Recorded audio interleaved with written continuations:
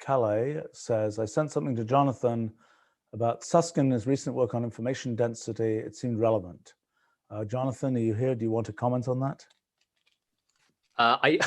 Embarrassingly, I don't actually remember this particular email exchange if it happened. Susskind has done some stuff. I don't know about this particular comment, but Susskind has definitely done some stuff that we think is of relevance to the project, particularly around sort of a complexity theoretic view of the ER equals EPR conjecture.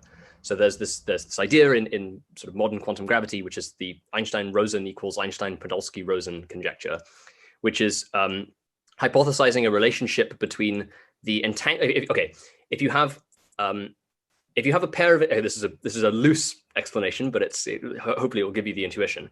If you have a pair of entangled black holes, then that pair of entangled black holes behaves a bit like a wormhole solution to the Einstein field equations, because essentially you can transmit information through one event horizon into the other event horizon through a quantum teleportation process. And that works a little bit like how you can go from one point in spacetime to a different point in spacetime by following an Einstein-Rosen bridge, a wormhole solution. And so the ER equals EPR conjecture, which comes out of ideas like holography, is this conjecture that actually these two things are ultimately equivalent, that there's some duality between entanglement and wormhole solutions, i.e. the large scale geometry of spacetime.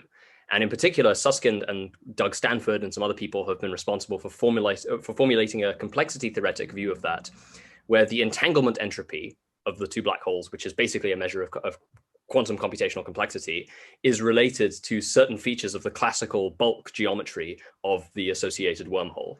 And that's a place in conventional quantum gravity where people are starting to use ideas from theoretical computer science, and where we think we have something to say about that, where effectively we have a way of reformulating that correspondence in terms of a complexity theoretic view of the multi-way causal graph.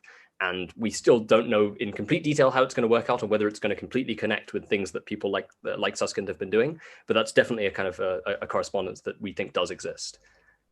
But I should look into... Maybe you should say something about how, the basic idea is the multi-way causal graph is something which relates branchial space and physical space, which is essentially the story of holography, the story of ER equals EPR. And for us, that's something which just comes out because in the multi-way graph, there are branches.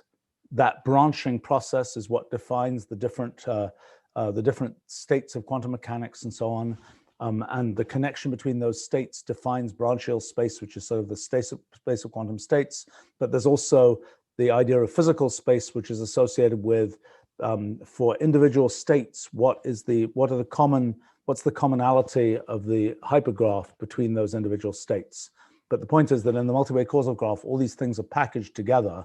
And so this ER equals EPR thing can be thought of as different projections of the multi-way causal graph. At least that's the current, this is intuitively going to work out. It's going to be a lot of work for Jonathan and others to actually untangle the mathematics of what's going on. But that's the intuition of what's going on, I think. Right. And we should also say that there's, in terms of the connection to computational complexity theory, so that's something which in the conventional way of formulating quantum, conventional ways of formulating quantum gravity is a somewhat unexpected counterintuitive connection that, that entanglement entropy, which is ultimately related to the computational complexity of a sort of quantum Fourier transform operation that you need in order to reconstruct information from the event horizon of a black hole. The fact that that should be connected to features of the bulk geometry of spacetime is not at all obvious in the conventional way that physics is set up. But in our way of formulating things, it's much, much more intuitive, because both physical distance in physical space and distance in branchial space, as Stephen mentioned, are really complexity theoretic measures, in the sense that when you say these 2 points in the hypergraph are a certain distance apart, ultimately what you're saying is that if I wanted to propagate a signal from one to the other, there's a certain minimum number of rewrite steps I would need to, a number of rewrite rule applications I would need to do in order for that information to be successfully propagated. So geodesic distances in the hypergraph and in the causal graph are really statements about computational complexity of certain information propagation sort of processes. The same thing is true in the multi-way system as well, because when you say that there's a certain common ancestry distance between two states, you're really saying up to some factor of 2, there's a minimum number of rewrites I would need to apply in order to transform from one state to the other, if I'm allowed to reverse some of those rewrites. And so the fact that both of these things should be connected to features of computational complexity theory makes total sense in this setup. And the fact that people seem to be rediscovering the same thing independently in these other completely different setups is, I think, a really, really positive sign.